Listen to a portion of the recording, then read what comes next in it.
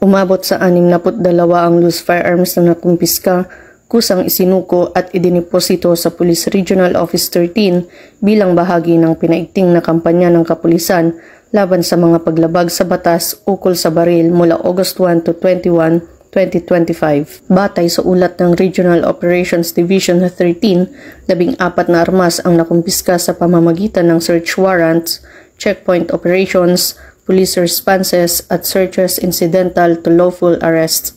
Samantala, 43 armas ang voluntaryong isinuko ng mga may-ari, habang 5 armas naman ang pansamantalang idiniposito sa kustudiya ng pulisya habang hinihintay ang pag-renew ng firearm registration o license to own and possess firearm ng kanilang rehistradong may-ari.